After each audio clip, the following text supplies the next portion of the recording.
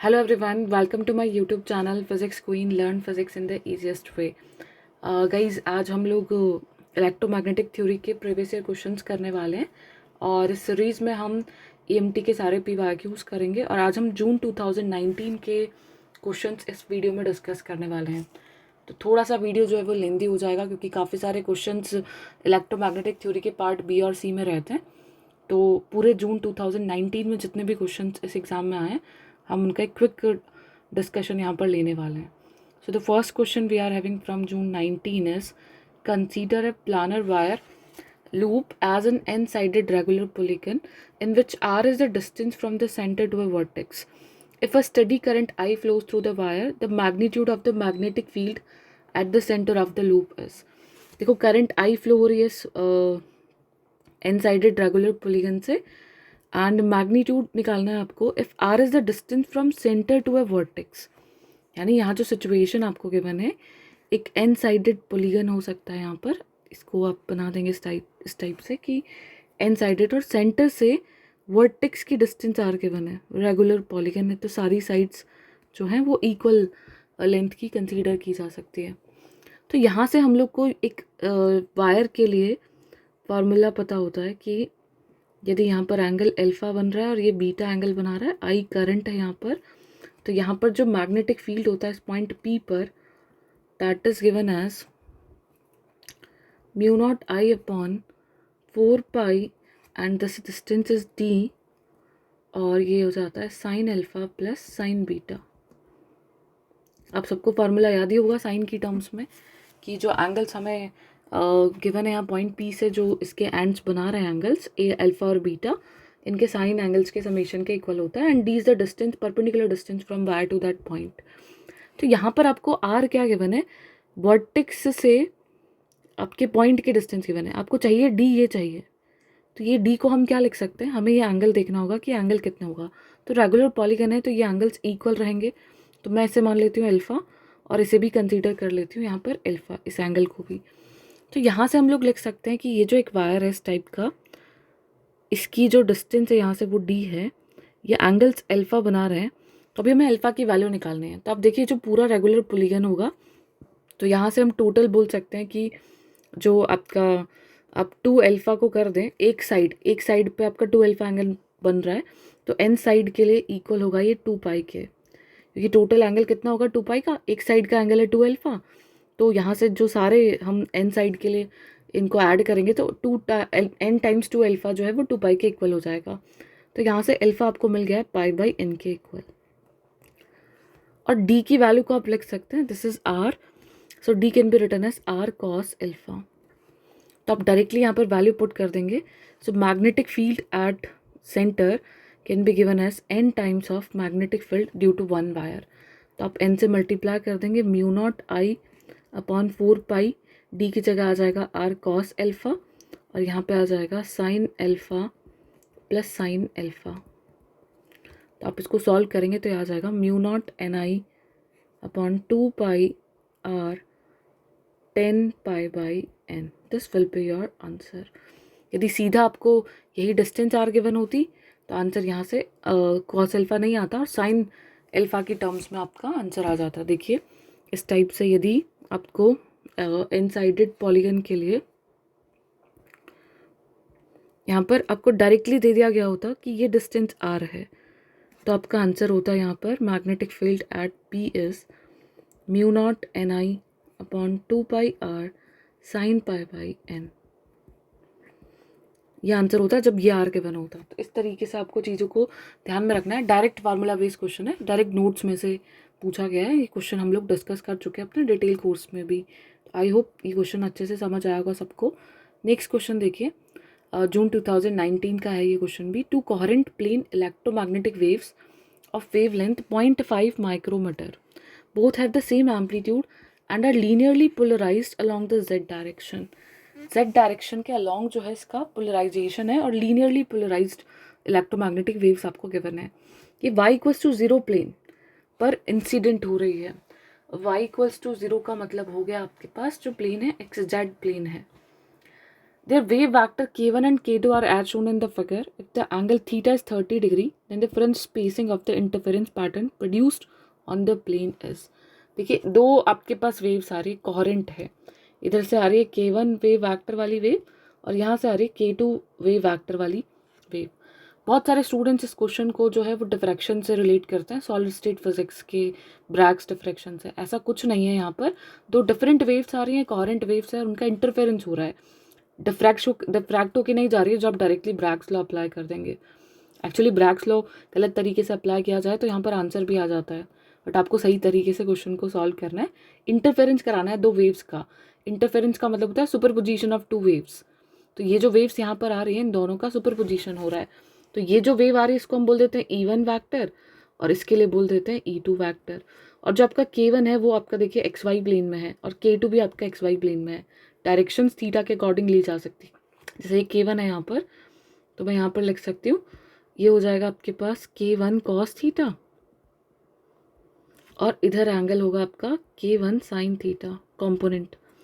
K2 का इधर होगा K2 साइन थीटा और इधर हो जाएगा K2 कॉस थीटा। तो अब आई कैप जे कैप के अकॉर्डिंग आप लोग E1 वैक्टर E2 वैक्टर को डिफाइन कर सकते हैं। तो देखिए E1 वैक्टर को हम लोग यहाँ से लिख सकते हैं, it can directly be written as E0 और कॉस के एक्स माइनस ओमेगा टी लिख देते हैं, ठीक है, के vector dot R vector minus omega T. तो यहाँ से देखिए आपके पास के वैक्टर कितना है, इंसिडेंट ये जो इधर वाली वेव है E1 के लिए, E1 के लिए देखिए मैं यहाँ पर लिखती हूँ K1 vector can be given as K1 और साइन थीटा हो गया आई कैप और minus K1 cos theta J cap हो गया। सिमिलरली K2 वैक्टर को हम लिख सकते हैं यहाँ से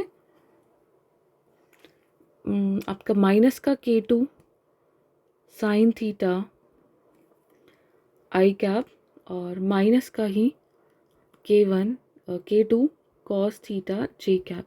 अब देखिए यहाँ पर एक चीज़ गिवन है आपको कि जो दोनों हैं waves of wavelength 0.5 micrometre, दोनों का सेम एम्पलीट्यूड है और दोनों की सेम वेव लेंथ आपको गिवन है, यानी जो K1 वैक्टर है उसका जो मैग्नीट्यूड है that is equals to K2 vector. तो मैग्नीट्यूड को हम डायरेक्टली K ले लेंगे यहाँ पर, तो K से रिप्लेस कर लेंगे और R वैक्टर को आप लोग क्या लिख सकते हैं, R vector can be written as X I cap plus Y J cap plus Z K cap. ये आपका R वैक्टर हो गया 3 डायमेंशन में। तो यहाँ से आप E1 वैक्टर को क्या लिख सकते हैं, E0 कॉस डॉट प्रोडक्ट करा देंगे अब K1 और R का, तो K1 को K लिख लेना है, तो यहाँ से आएगा K sine theta X minus का K cos theta Y minus omega T, क्योंकि आपके पास K वैक्टर आई कैप और जे कैप में है तो K कैप वाला डॉट प्रोडक्ट यहाँ पर 0 हो जाएगा। तो E1 वैक्टर हो गया। सिमिलरली हम E2 वैक्टर भी लिख लेंगे, तो ये कितना हो जाएगा E0 कॉस, आपको यहाँ पर है माइनस K2 तो माइनस का K sine theta X minus का K cos theta Y and minus omega T. ये इक्वेशन 1 मिल गई आपको, इक्वेशन 2 मिल गई है E1 और E2 के करस्पॉन्डिंग। हमें सुपरपोजिशन कराना होता है क्योंकि इंटरफेरेंस के बाद रिजल्टेंट इलेक्ट्रिक फील्ड हमें देखना होगा यहाँ पर। तो रिजल्टेंट जो इलेक्ट्रिक फील्ड है E vector that is equals to E1 vector plus E2 vector. तो E1 वैक्टर और E2 को आप यहाँ पे ऐड कर देंगे, तो E0 एक है आपके पास cos K sine theta X minus का K cos theta Y minus omega T और यहाँ से प्लस हो जाएगा cos minus K sine theta X minus का K cos theta Y minus omega T. ये आपको यहाँ पर रिजल्टेंट जो है वो वैल्यू मिल रही है। अभी आप यहाँ पर फार्मूलाज आगे और लगा देते हैं। कॉस आपके पास जो एंगल्स है यहाँ पर इस पूरे का आप एंगल ए मान लेते हैं और इसको बी मान लेते हैं और cos A plus cos B का फार्मूला हम यहाँ पर लगा देते हैं। देन हम यहाँ से ई को लिख पाएंगे, E can be given as 2E0, देखिए यहाँ पे कॉस और ये आपका a प्लस बी होगा, तो k sine theta x cancel हो जाएगा, यहाँ से k कॉस थीटा y आपको मिलेगा, डिवाइडेड बाई 2 रहेगा, तो यहाँ से आपको मिल जाएगा -2k cos theta y minus omega T 2 omega T divided by 2, और यहाँ से मिल जाएगा आपको कॉस, और ये आपको a माइनस बी करना है, तो बाकी कैंसिल हो जाएंगे और यहाँ से आ जाएगा 2k sign theta x divided by 2। तो e की वैल्यू आपको यहाँ से मिल जाएगी 2E0 cos minus k cos theta y minus omega T and cos k sine theta x। यह आपको रिजल्टेंट इलेक्ट्रिक फील्ड यहाँ पर मिल चुकी है। इंटेंसिटी जो होती है that is always proportional to E0, जो भी आपका एम्पलीट्यूड है इस वेव के लिए उसका स्क्वायर, एम्पलीट्यूड का स्क्वायर। तो यहाँ जो एम्पलीट्यूड है वो क्या है, ये तो पूरा इसका फेज है, cos k sine theta x और 2E0, तो यहाँ से इंटेंसिटी को लिखा जा सकता है 4E0 square cos square of k sine theta x, right. और यहाँ से हम इंटेंसिटी को और रिप्रेजेंट कर सकते हैं 4I0 cos square k sine theta x से। तो ये हमें इंटेंसिटी मिल गई है यहाँ पर। अब हम देखना चाहते हैं कि ये मैक्सिमम कब होगी, कि हमें ब्राइट फ्रिंजेस चाहिए या फिर डार्क फ्रिंजेस चाहिए, तो इनके बीच की विड्थ हमें देखनी है, फ्रिंज विड्थ। तो फ्रिंज स्पेसिंग के लिए आपको क्या करना है, दो कॉन्जिक्यूटिव या तो ब्राइट फ्रिंजेस के बीच के डिफरेंस को हमें लेना होगा या दो कॉन्जिक्यूटिव डार्क फ्रिंजेस के डिफरेंस को लेना होगा। तो हम बोल देते हैं कि ये जो वैल्यू आपको मैक्सिमम वैल्यू कब देगी, सो फॉर मैक्सिमा जो आपका एंगल है कॉस में, क्या है angle, k sine theta x, that should be equals to m pi. ये आपका जो है m पाई के इक्वल होना चाहिए, तभी पॉसिबल है ना आपको ये मैक्सिमम वैल्यू देगा, क्योंकि कॉस में 0 होगा तो 4I0 मिलेगा, और 0 कब होगा, जब साइन थीटा x आपको m पाई के इक्वल मिलेगा। और यहाँ से हम नेक्स्ट फर्स्ट मैक्सिमा की बात करें तो हम पाई ले लेते हैं, m को 1 ले लेते हैं, तो फर्स्ट मैक्सिमा आपको मिल जाएगा k साइन थीटा जो है आपके पास दैट इज इक्वल्स टू पाई बोल देते हैं, और सेकंड मैक्सिमा आपको मिल जाएगा जब k साइन थीटा आपके पास इक्वल होगा, सॉरी x भी है यहाँ पर, एक सेकेंड, x एंगल भी है ना, x k sine theta equals to pi, and ये जो होगा एक तरीके से देखा जाए तो m के लिए x को रिप्रेजेंट कर रहा है ये, और ये x m+1 के लिए, नेक्स्ट के लिए, या फिर 1 और 2 कर दो, यहाँ पर m को 1 किया आपने, यहाँ पर आप 2 कर देंगे, तो यहाँ आ गया आपके पास x1 और ये आ गया x2 and it's equals to 2 pi. तो हमें देखना है इन दोनों के बीच का डिफरेंस कितना होगा, तो यहाँ से हम बीटा को लिख सकते हैं x2 माइनस x1 के इक्वल। तो x2 कितना है आपके पास 2 pi by k sine theta, और x1 है आपके पास pi by k sine theta. तो यहाँ से आपको रिजल्ट मिल गया है pi by k sine theta के इक्वल। अब k की वैल्यू पुट कर देंगे आप यहाँ पर, then it is pi upon 2 pi by lambda sine theta, तो यहाँ से पाई कैंसिल हो गया and it is lambda by 2 sign theta, और थीटा की जो वैल्यू है that is given to be 30 degree, और लैम्डा गिवन है 0.5 micrometre divided by 2 into sine 30, sine 30 1/2 देगा, तो 0.5 माइक्रोमीटर ही आपका आंसर आ जाएगा। तो यहाँ पे एज अ रिजल्ट आप क्या ध्यान में रख सकते हैं कि जब भी ऐसा कोई केस आपको देखने को मिल रहा है जहाँ पे फ्रिंजेस की विड्थ को आपको फाइंड आउट करना है, then you can directly memorise, एक फॉर्मूला आप लोग डायरेक्टली यहाँ पर याद कर सकते हैं, दैट इज फ्रिंज विड्थ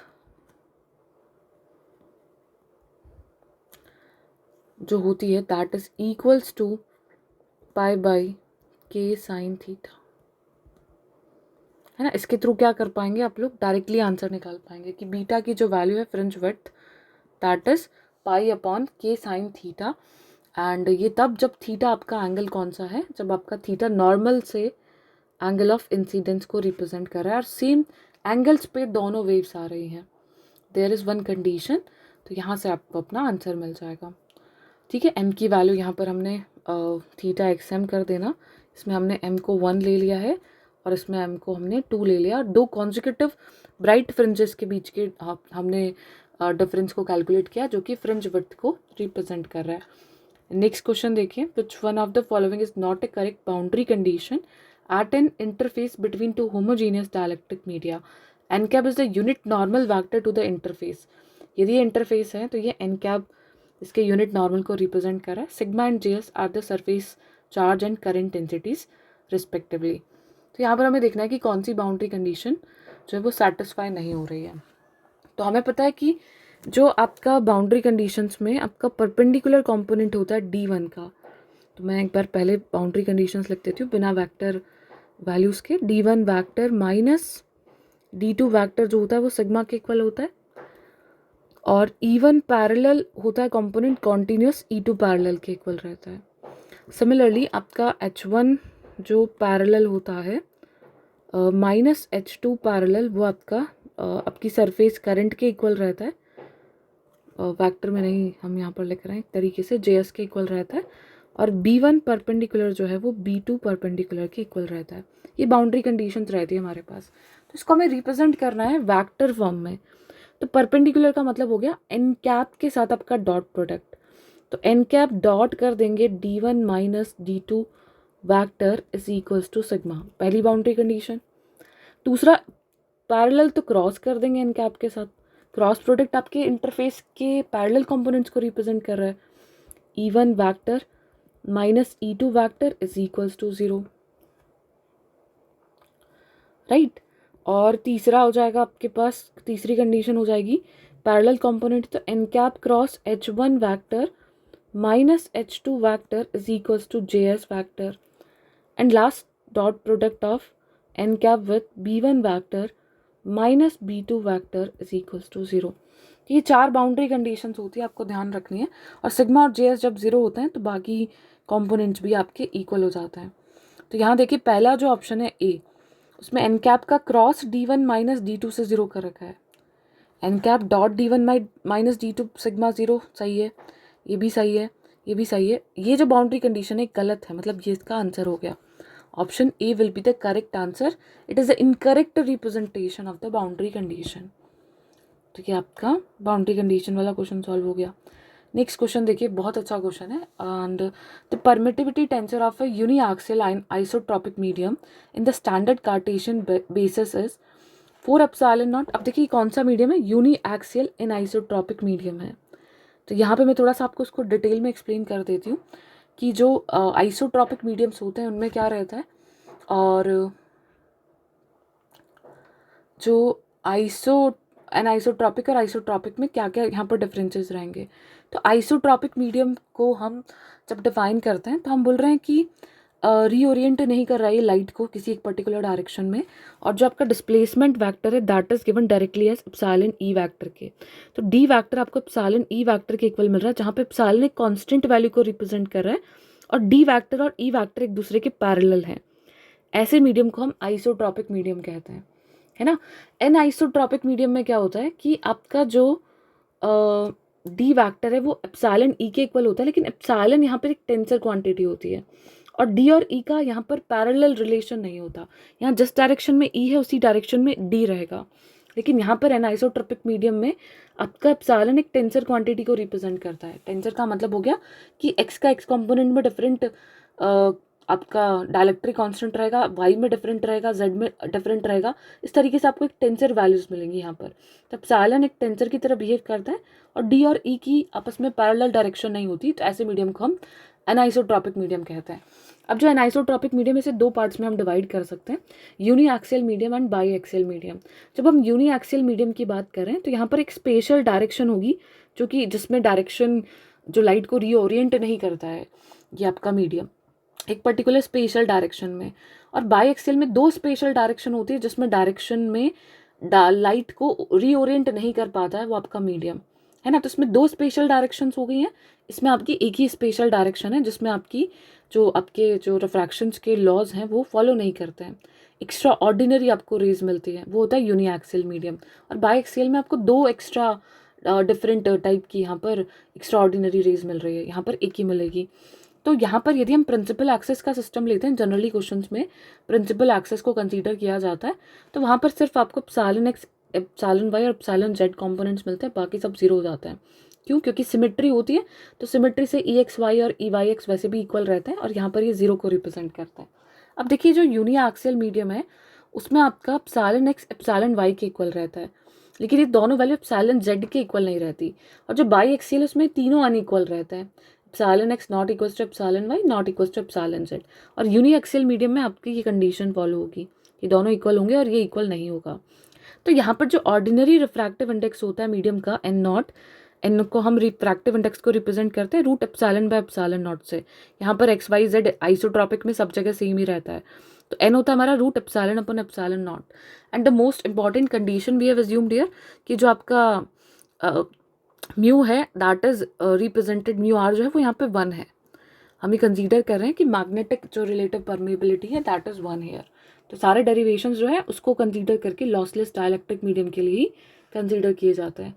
तो यहाँ पर ऑर्डिनरी जो रिफ्रैक्टिव इंडेक्स होगा, जिस लाइट का रीओरिएंटेशन हो रहा है यानी जो अपने पाथ से डेविएट हो रही है, उसके लिए ऑर्डिनरी जो रिफ्रैक्टिव इंडेक्स होगा that is given as root epsilon X upon epsilon naught और equals root epsilon Y upon epsilon naught, क्योंकि दोनों की वैल्यू सेम है।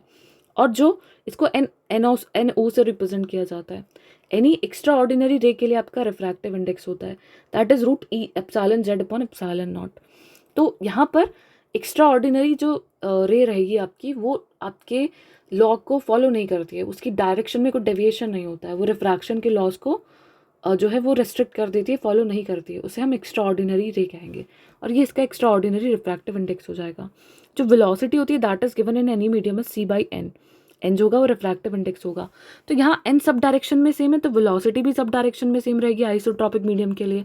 लेकिन यहाँ पर क्या होगा, वी जो होगा यूनी एक्सियल एंड आइसोट्रॉपिक में सेम होगा अलॉन्ग 2 डायरेक्शन, कौन कौन सी, एक्स और वाई। और जेड डायरेक्शन में डिफरेंट रहेगा, क्योंकि जेड में आपका रिफ्रैक्टिव इंडेक्स भी डिफरेंट है, और ये जो है सब तीनों डायरेक्शन में डिफरेंट रहेगा, एक्स में अलग, वाई में अलग और जेड में अलग। ठीक है, अब एग्जाम्पल्स आप देख सकते हैं। आइसोट्रॉपिक मीडियम होगा आपका ग्लास, एयर से ग्लास में जा रहे हैं आप, तो आप आइसोट्रॉपिक मीडियम से कंसीडर करेंगे। आइस और कैल्साइट यदि आप ले रहे हैं तो वो आपका uniaxial anisotropic medium होता है, और जब आप माइका ले रहे हैं तो फिर वो आपका बाई एक्सियल आइसोट्रॉपिक मीडियम होता है। तो जो पॉजिटिव यूनी एक्सियल आपके क्रिस्टल्स रहेंगे उनके लिए एन और एनओ का डिफरेंस जो होगा पॉजिटिव होगा, और जो निगेटिव यूनी एक्सियल आपके क्रिस्टल्स रहेंगे उनमें N E minus N naught जो होगा वो निगेटिव होगा। बताते हैं कि कैसा क्रिस्टल है हमारा, निगेटिव है पॉजिटिव है, जो रिप्रेजेंट कर रहा है कि एक्स्ट्रा ऑर्डिनरी जो रिफ्रैक्टिव इंडेक्स है वो ज़्यादा है या ऑर्डिनरी रिफ्रैक्टिव इंडेक्स जो है वो ज़्यादा है। तो इस क्वेश्चन को हम यहाँ पर सॉल्व कर सकते हैं बहुत ईजिली, क्योंकि हमें यहाँ पर क्या करना है, we have to find out. आप क्वेश्चन रीड करिए फिर से, तो यहाँ पर आपको यूनी एक्सियल आइसोट्रॉपिक मीडियम के लिए एक टेंसर गिवन है। देखिए एप्सिलॉन एक्स एप्सिलॉन वाई के इक्वल है, यूनी एक्सियल के लिए कंडीशन होती है, और प्रिंसिपल एक्सेस को कंसीडर करके ही क्वेश्चन आपको एग्जाम में दिए जाएंगे। एप्सिलॉन जेड डिफरेंट है 9 epsilon not.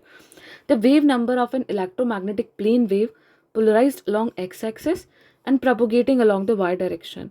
So we have to find out the wave number of this wave. ठीक है, अभी k नॉट आपका रिप्रेजेंट कर रहा है wave number in the vacuum, तो k नॉट आपका वैक्यूम में वेव नंबर को रिप्रेजेंट कर रहा है, और हमें क्या करना है, n निकालना है। तो n कितना है, अभी हमने देखा root epsilon x by epsilon naught कर दो, या फिर root epsilon y by epsilon naught कर दो। तो ये कितना है आपको 4 एप्सिलॉन नॉट के इक्वल है, तो n की वैल्यू आपको यहाँ पर 2 मिल गई है। तो n रिप्रेजेंट कर रहा है आपकी 2 वैल्यू को। तो n जब 2 है और आपको k निकालना है in terms of k not, ठीक है, तो आप k वैक्टर को क्या लिख सकते हैं, k vector can directly be given as n k naught vector या n k नॉट। तो k यहाँ से कितना आ जाएगा आपके पास, 2 k नॉट आ जाएगा, है ना। n टाइम्स ही तो आपकी ये की वैल्यू जो है वो आगे बढ़ जाएगी, क्योंकि वेलोसिटी जो है वो इन दोनों डायरेक्शंस में सेम रहने वाली है। इसको आप ऐसा भी समझ सकते हैं कि जो v होता है that is written as omega by K, and it can also be written as अभी हमने देखा c/n हम लिख सकते हैं, ठीक है। तो यहाँ से हमें k निकालना है, तो k can be written as n omega by c। तो इसको हम लिख सकते हैं n divided by c by omega. तो c बाई ओमेगा फिर से आपका जो है k, ओमेगा बाई c को आप डायरेक्टली k लिख सकते हैं, सॉरी उल्टा क्यों कर रही हूँ मैं, ओमेगा बाई c को आप डायरेक्टली क्या कर सकते हैं, k नॉट लिख सकते हैं। तो k का रिलेशन आ जाता है आपके पास n k नॉट यहाँ से। तो k नॉट आपका फ्री स्पेस में रिप्रेजेंट कर रहा है ओमेगा बाई c को। फ्री स्पेस में आप c को क्या लिखेंगे, ओमेगा बाई k नॉट ही लिखेंगे फ्री स्पेस के लिए। तो इस तरीके से आप एक रिलेशन निकाल सकते हैं। तो ये आपका कंप्लीट डिस्कशन हो गया एनाइसोट्रॉपिक मीडियम के बारे में।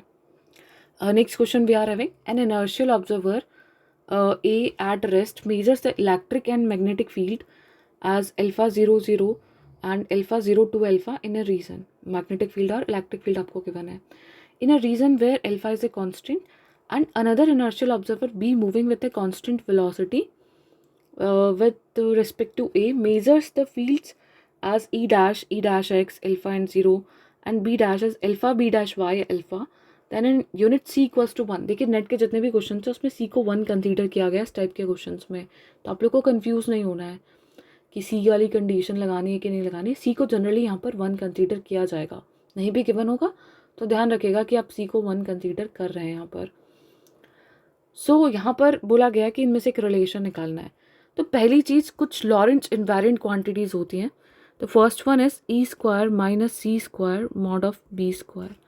ये एक लॉरेंज इनवेरिएंट क्वांटिटी है, यानी कि ये जो वैल्यू है ये आपकी फ्रेम ऑफ रेफरेंस में चेंज नहीं होने वाली है। तो जो भी फ्रेम ऑफ रेफरेंस आपको गिवन है it's going to be same. E vector dot B vector is also Lorentz invariant quantity, यानी कि E vector dot B vector जो होगा वो E dash vector dot B dash vector के equal होगा। तो यहाँ से देखिए ई डॉट बी यदि हम करें तो एल्फा और सिर्फ एल्फा के साथ आपका रिलेशन आने वाला है, बाकी दोनों ज़ीरो है। तो alpha square plus zero and यहाँ से ई डैश और बी डैश को करें तो ई डैश एक्स एल्फा के साथ और बी डैश वाई अल्फा के साथ एंड ज़ीरो। तो ये आ गया E X dash alpha plus B Y dash alpha plus zero. Dot product कर देना है, ये आपका एक्स कॉम्पोनेंट है वाई कॉम्पोनेंट है, वैक्टर में लिख ही सकते हो आप इसे ना, E dash X I cap alpha J cap and zero K cap ऐसे। तो हमने डॉट प्रोडक्ट कराया तो यहाँ से हमें एक रिलेशन मिल गया E X dash plus B Y dash is equals to alpha. एक इक्वेशन 1 हमें यहाँ पर मिल गई है।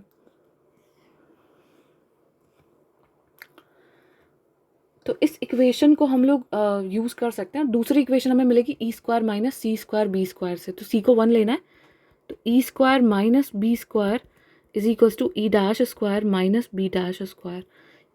ई स्क्वायर का मतलब हो गया alpha square plus zero square का रूट रहेगा यहाँ पर, और इस रूट का स्क्वायर क्योंकि मैग्नीट्यूड आप ले रहे हैं, और माइनस में आ जाएगा आपके पास फिर से alpha square plus zero square plus 2 alpha square इसके रूट का स्क्वायर एंड ई डैश में आपके पास आ जाएगा E X dash square plus alpha square और ज़ीरो यहाँ पर रहने वाला है आपके पास, और इसके रूट का square plus minus sorry and यहाँ आ जाएगा रूट आपके पास ई यहाँ पर एक एल्फा स्क्वायर रहेगा और plus B Y dash square, ठीक है। बी वाई डैश एल्फा है क्या, एक सेकेंड, और एल्फा भी है तो प्लस एल्फा स्क्वायर फिर से,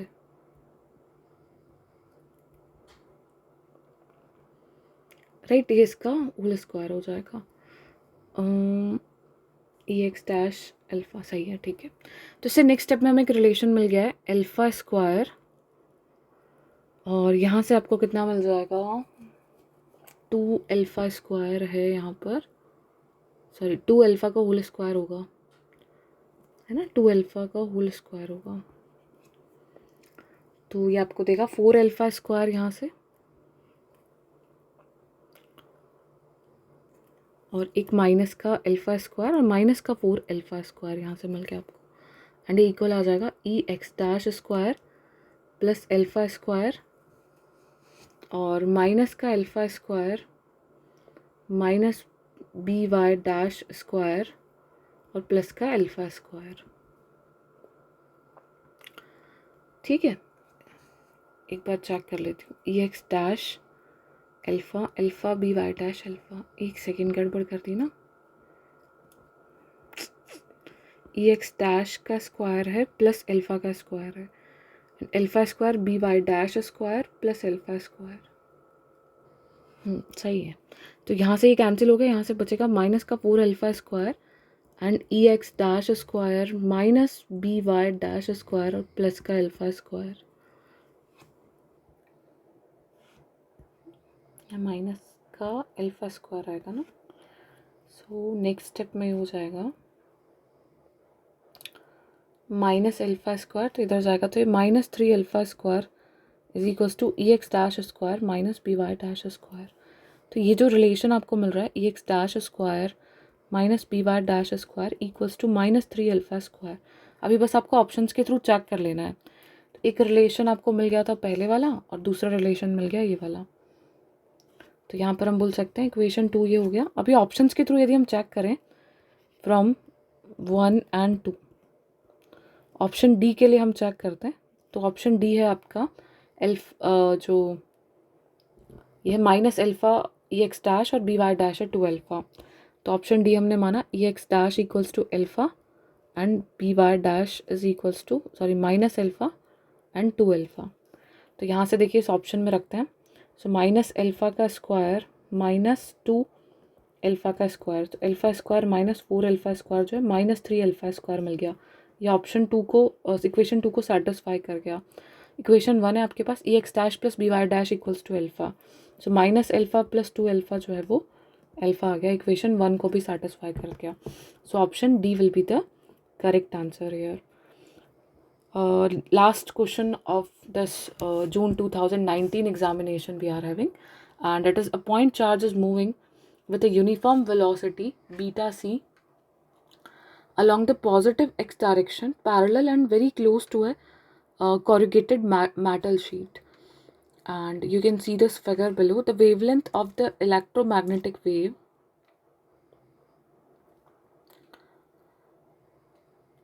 radiation receive by an observer along the direction of motion. तो जिस डायरेक्शन में आपका मोशन हो रहा है उसी डायरेक्शन में आपका ऑब्जर्वर जो है वो भी है।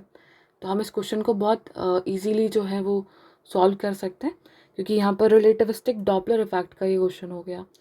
तो आप यहाँ से लिख सकते हैं फॉर रिलेटिविस्टिक डॉपलर्स इफेक्ट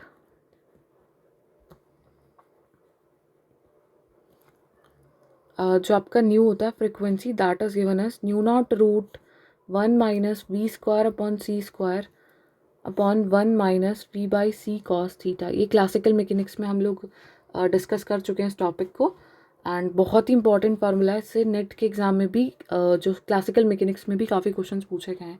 यहाँ पर रेडिएशन से रिलेटेड पूछेगा, इसलिए हमें दोनों टॉपिक्स में से कंसीडर करना होगा। तो यहाँ पर जो है सोर्स और ऑब्जर्वर एक ही डायरेक्शन में मूव कर रहे हैं।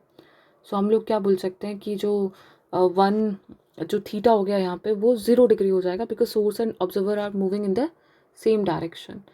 तो यहाँ से हम बहुत इजीली इस क्वेश्चन को जो है वो डील कर सकते हैं। ठीक है, तो हमें यहाँ पे न्यू पता है, तो न्यू को हम सी बाय लैम्डा से रिप्रेजेंट कर सकते हैं। तो यहाँ से देखिए थीटा इसको हम यहाँ पर लिख सकते हैं cos theta equals to 0 degree as source and observer both are moving in the same direction. तो यहाँ से हम डायरेक्टली इस क्वेश्चन को डील कर सकते हैं ना। थीटा विल बी 0, लिख लीजिएगा, जब source and observer moves in same direction और ऑपोजिट डायरेक्शन में मूव करते हैं तो 180 डिग्री हम ले लेते हैं।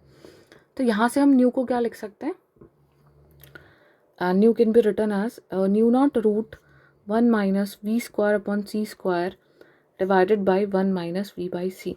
अब इस क्वेश्चन में वी बाई सी को आपने बीटा कंसीडर कर लिया है, तो इस फार्मूला को हम डायरेक्टली लिख सकते हैं nu naught root 1 minus beta square upon 1 minus beta.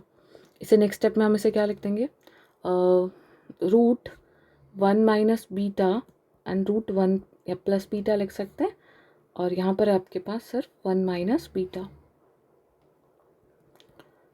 तो यहाँ से जो न्यू है that can directly be written as nu naught. अब देखिए यहाँ पे रूट में आ जाएगी ये वैल्यू, तो ये आ जाएगा √1 प्लस बीटा अपॉन रूट में आ जाएगा 1 minus beta. As a result directly याद रख सकते हैं ऐसे कि यदि कोई भी हमें इस टाइप की सिचुएशन गिवन है जहाँ पे सोर्स और ऑब्जर्वर सेम डायरेक्शन में मूव कर रहे हैं, then the formula will be √1 plus beta upon 1 minus beta. Same आप याद रख सकते हैं दूसरा फार्मूला भी कि यदि सोर्स और ऑब्जर्वर डिफरेंट डायरेक्शन में मूव कर रहे हैं, nu can be given as nu naught √1 minus beta upon 1 plus beta. कब? जब कॉस थीटा आपका कितना हो जाएगा 180 degree and one source and observer are moving in opposite direction. तो काफ़ी सारे कंसेप्ट हमने जो है यहाँ पर डिस्कस किए हैं। तो ये वीडियो बहुत ज़्यादा हेल्पफुल होने वाला है आपके लिए। प्लीज़ शेयर करेगा अपने दोस्तों के साथ भी, और लाइक भी करके जाइएगा, कमेंट भी करके जाइएगा, और सब्सक्राइब कर लेना चैनल को ऐसे बहुत सारे कंसेप्चुअल वीडियोस के लिए। तो यहाँ पर देखिए न्यू मिल गया आपको, new naught √1 plus beta upon 1 minus beta. तो अभी आपको यहाँ पर जो रिलेशन निकालना है इस क्वेश्चन में, that you are going to do it for lambda. तो न्यू को आप सी बाय लैम्डा लिख सकते हैं। तो यहाँ पे आ गया सी बाय लैम्डा, यहाँ आ गया C by lambda naught and √1 plus beta upon 1 minus beta. तो यहाँ पर आपको यदि लैम्डा निकालना है in terms of lambda naught, कितना हो जाएगा ये √1 plus beta upon 1 minus beta. ठीक है, ये दूसरा केस बताया मैंने, इसमें इस क्वेश्चन में इस फॉर्मूला का कोई यूज़ नहीं है। ठीक है, तो अभी हम लोग क्या कर सकते हैं, इसको एक तरीके से 1 माइनस बीटा से मल्टीप्लाई करके रैशनलाइज कर सकते हैं। Then lambda can be written as lambda naught √1 plus beta, और यहाँ हमने लिख मल्टीप्लाई किया इसे 1 माइनस बीटा से, एंड डिवाइडेड बाय आ जाएगा यहाँ पर 1 minus beta and 1 minus beta. Sorry, यहाँ पर ये जो होगा ना, ये माइनस यहाँ आएगा, यहाँ प्लस आएगा, 1 minus beta and 1 plus beta.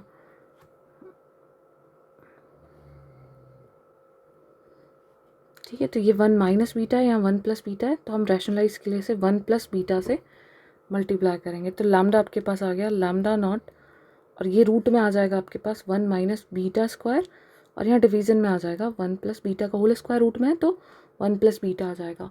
अब आप लोग क्या कर सकते हैं, इसे डायरेक्टली लिख सकते हैं lambda naught by beta √1 minus beta square approx to the question according to option. आप 1 प्लस बीटा को अप्रॉक्स एज्यूम कर सकते हैं बीटा के इक्वल, क्योंकि ऑब्वियसली बीटा जो है वो v/c को रिप्रेजेंट कर रहा है ना। तो कंपैरेटिवली आप 1 प्लस बीटा को यहाँ पर बीटा लिख सकते हैं, क्योंकि 1 के कंपैरेटिवली इसको हम ऑप्शंस के अकॉर्डिंग यदि देखें तो यहाँ पर ऑप्शन ए जो है दैट इज, अभी लैम्डा नॉट जो है वो एल को रिप्रेजेंट कर रहा है, इसकी वेव लेंथ को, तो लैम्डा नॉट को आप एल से रिप्रेजेंट कर देंगे। So option A will be the correct answer. तो फाइनल आंसर आपका हो जाएगा L upon beta √1 minus beta square. ये आपका आंसर हो गया। तो ये जून 19 के सारे क्वेश्चन हो चुके हैं। गाइज, आप में से कोई भी यदि अनअकैडमी पे सब्सक्राइब करना चाहता है तो अभी जो है सुरभि लाइव पे 25% डिस्काउंट आपको मिलेगा। सेम टेलीग्राम ग्रुप आप लोग ज्वाइन कर सकते हैं, सुरभि लाइव टेलीग्राम चैनल आप लोग ज्वाइन कर सकते हैं फिजिक्स क्वीन, और चैनल को सब्सक्राइब करेगा, रेफरल कोड शेयर करेगा, एंड 25% डिस्काउंट जो है वो सिर्फ 17 जून तक वैलिड है। तो उससे पहले आप लोग सब्सक्राइब करें। और अभी जो कोर्सेज हमारे डिटेल कोर्स दिसंबर 23 के लिए स्टार्ट हो चुके हैं, तो आप लोग में से कोई भी सब्सक्राइब करना चाहता है तो सुरभि लाइव यूज़ करना ना भूलें फॉर मैक्सिमम डिस्काउंट ऑफ 25%।